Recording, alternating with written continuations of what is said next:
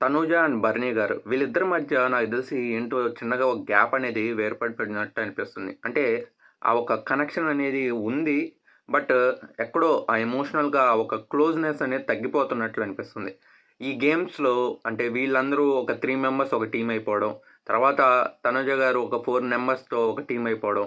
ఇదంతా చాలా డిఫరెన్సెస్‌గా వచ్చింది. అంటే ఒకరినొకరు సపోర్టింగ్ అడగడానికి కూడా చాలా వరకు ఇబ్బంది పడుతున్నారు.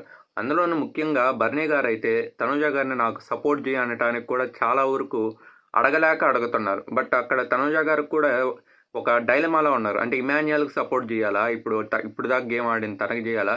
లేపోతే ఇలా బర్నీ గారికి సపోర్ట్ జేయాలా అని జెప్పి తను కన్‌ఫ్యూజన్‌లో ఉన్నారు. బర్నీ గారైతే తను అడగలేక సుమన్ శెట్టికి చెప్పి మరీ అడిగిస్తున్నారు.